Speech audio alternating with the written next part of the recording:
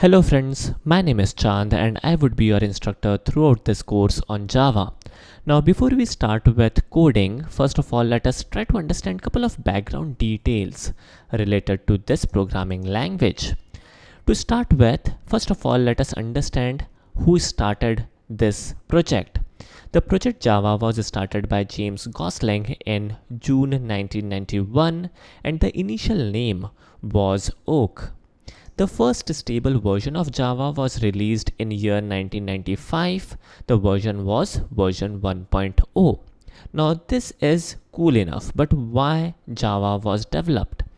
The initial purpose of developing this programming language was to create a programming language which follows a C-like notation, which is cool, and which is uniform, simple, and can be used for general purpose task.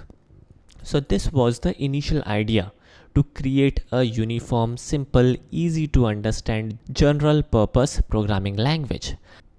Now developing a programming language which is uniform, simple and can be used for general purposes is one thing. The major factor which has given the edge to Java over C or C++ was that Java is a true object-oriented programming language. Moreover, Java applications are write once, run anywhere application. Now, in order to understand the concept of write once, run anywhere, first of all, let us try to understand a issue. The issue is when we have like a multiple type of operating system, for example Linux, Windows or Mac, the internal working of the operating system are little different. And if we wish to run an application on different type of operating system, the application may have to change some of the things in the bytecode. Now, the solution provided by C, C++ and different operating system was write once, compile anywhere. So whenever we would like to run an application on Linux, Windows or Mac, we have to compile the application on that specific operating system. Then only we would be able to complete the block and then only we would be able to run the application, right? So in order to fit the environment of the operating system, we have to compile the application on the operating system itself.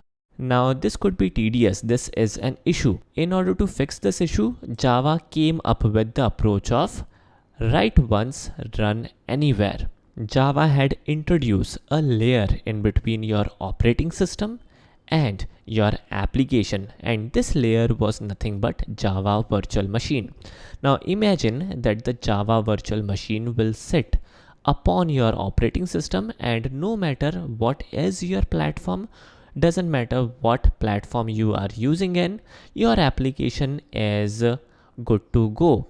Why? Because the application will not run on your operating system directly, rather it will run on Java Virtual Machine. So there would be an additional layer in between the application and the operating system, which will definitely help us to create write once, run anywhere application. So this particular solution gives us platform independent application building environment. So with Java we can build application which are platform independent. We can build an application which can run on any platform thanks to Java Virtual Machine. Now because Java application were platform independent, Java itself was object oriented, and moreover developing Java application were easy, which led a huge popularity for the programming language Java. In fact, Java is everywhere. As of now, you can develop web application, Android apps, software tools, web services using Java. Not to mention that when we make use of devices like remote controls, air condition, washing machine, fridge, credit card, in fact in the background the technology may be Java. So Java indeed is everywhere. Alright, moving forward, because Java is such a popular programming language, you get a huge support, a massive support. There is a amazing support for you. there are numerous IDEs available for Java. May it be Eclipse, IntelliJ, NetBeans, etc. You also have Java EE, Java Enterprise Edition. Java EE will give you tools, give you capability to develop industry-ready enterprise-level application. Then we have Spring Framework Environment. Spring has many numerous projects, and using Spring you can develop industry-ready enterprise application again. In fact, Spring Framework is one of the most popular framework in the world. Moving forward, we also have Android Studio, using which you can develop Android app.